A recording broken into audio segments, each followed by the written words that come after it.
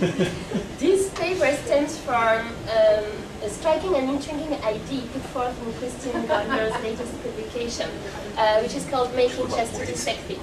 And Christine Gardner is a scholar in communication studies, and she, in her book, she examines the rhetoric used by evangelicals to present abstinence as a desirable behavior in gender relationships.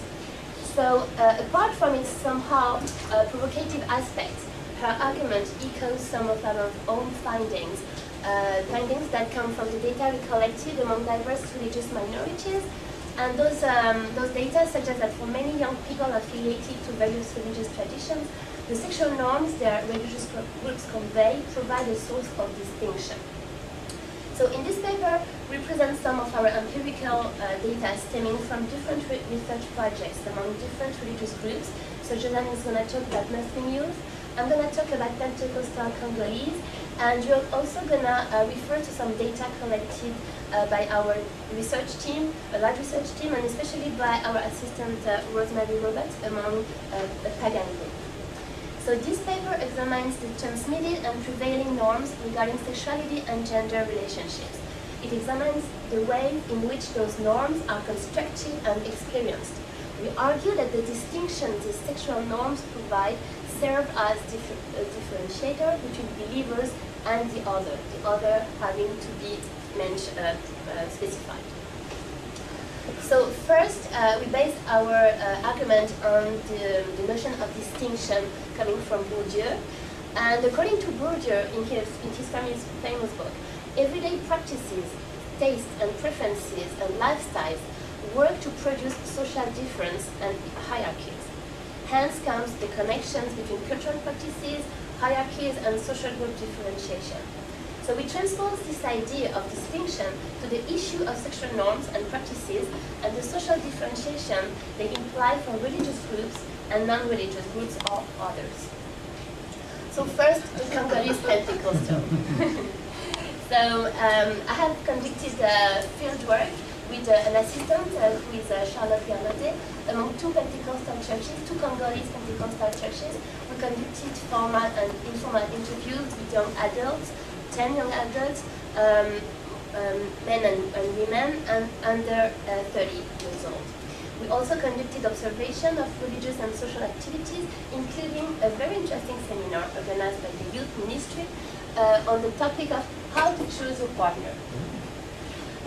So the literature shows that for Pentecostal Christian ethics, and especially for Pentecostal from the South Africa in this context, Christian ethics in traditional societies allows for new models for sexuality, femininity, and masculinity.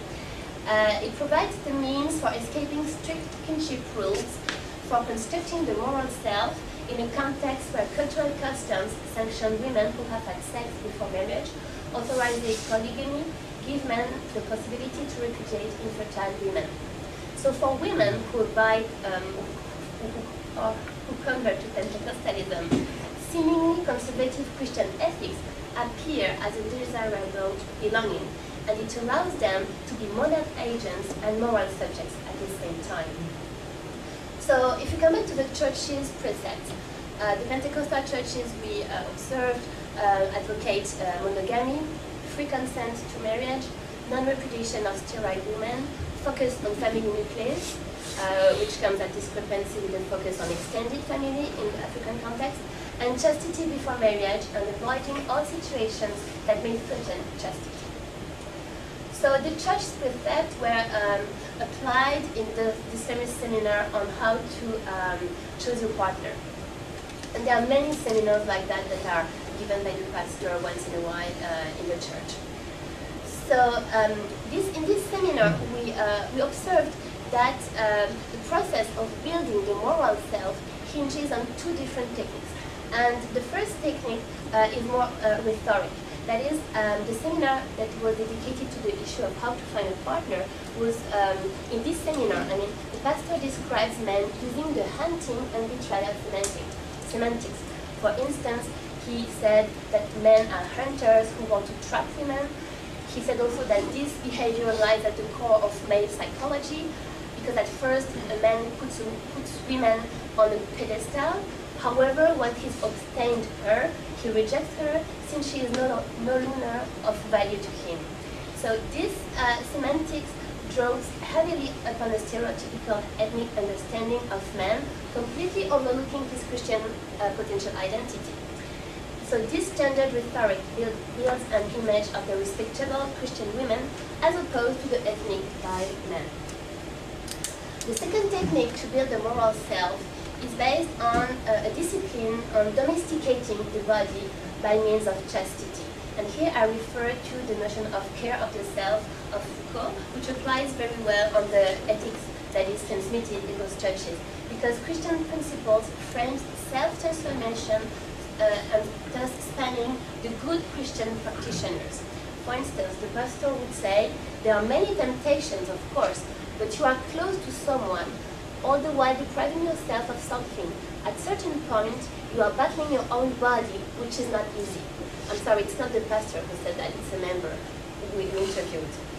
So he talks about the temptation and about this battle that that members have to do against their own body and this task of domesticating and disciplining the body through chastity. So of course this ethics was more restrictive and strict for women than for men. Because as the pastors say, a woman must reclaim her place and she must place her values before all else.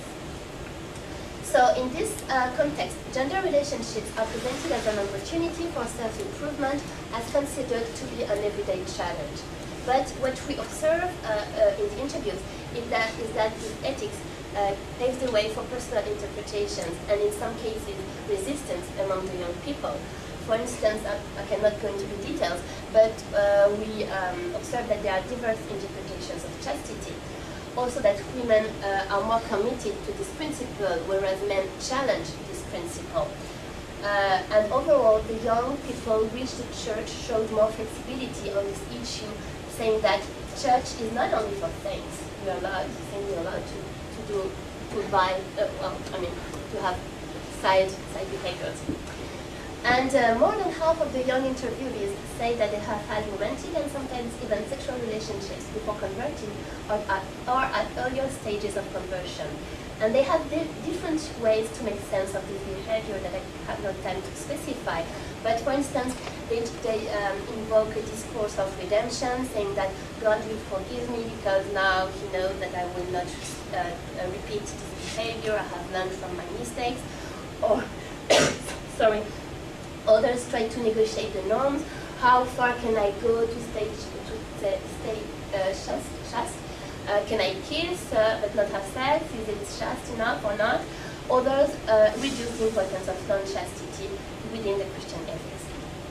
So for young women, being a Christian means being modern, but being modern plus. That is, being Christian means to be modern and respectable.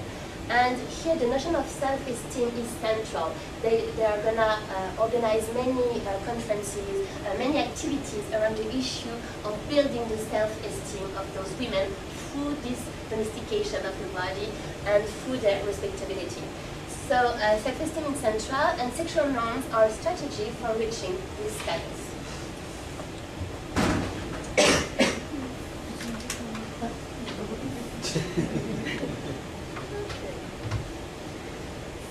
Data was collected by way of semi-structured interviews with 104 young immigrant Muslims whose ages ranged between 18 and 24, having resided in Quebec for a minimum of 5 years, and whose countries of origin varied.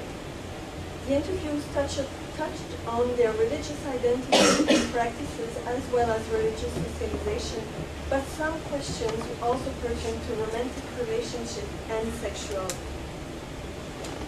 There are a number of constraints and restrictions surrounding the love and sex lives of young Muslims in Quebec. On the one hand, religion prescribes chastity before marriage and frowns upon mixed relationships and seduction of any kind. On the other hand, families, who sometimes rely on religious precepts, also forbid romantic and sexual relations and denounce the surrounding society's excessive permissiveness. When it comes to romantic relationships, many young turn to religion, all the while recognizing their non-Muslim environment and the need to keep that in mind. For instance, respondents asserted banning gender mixity would be unthinkable. Many admitted to having been or currently being in a relationship of this sort. In fact, the majority, whatever their degree of religiosity, are in favor of dating prior to marriage. That having been said, a large number of them, especially the more religious respondents, are opposed to Quebec's definition of romantic relationship and perceive religious norms as providing the source of distinction. The desire to forge intimate relationships should not be taken lightly.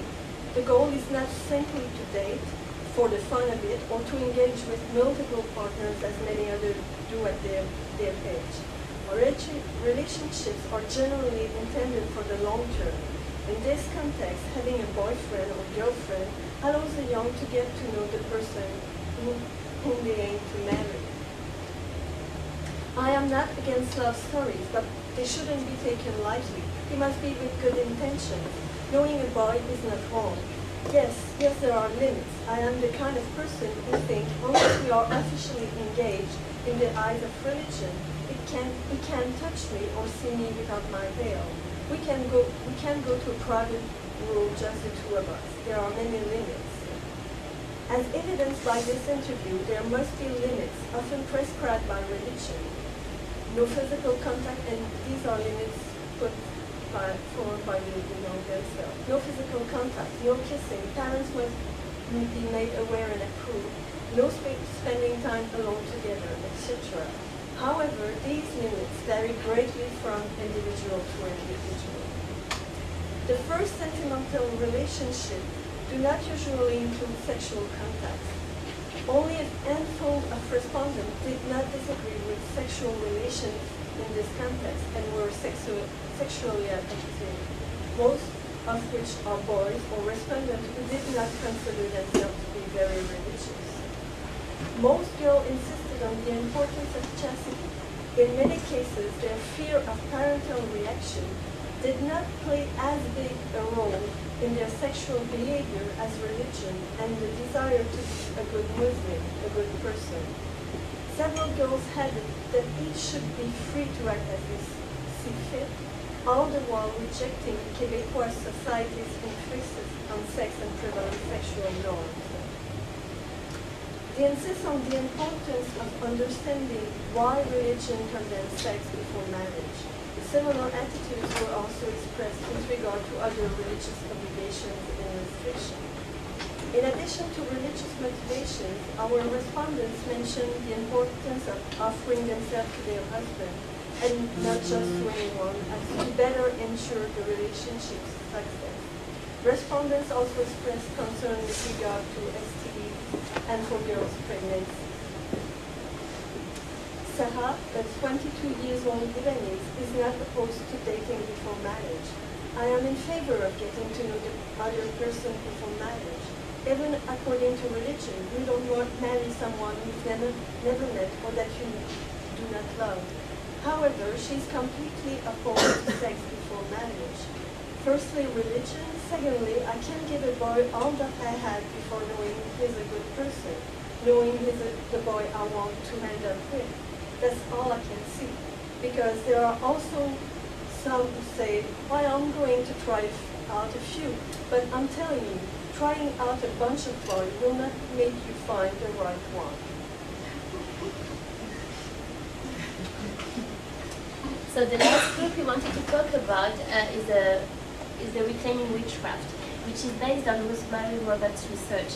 Reclaiming witchcraft is particular among contemporary pagan groups, in that it aims to connect earth-based spirituality with social, political, and environmental activism.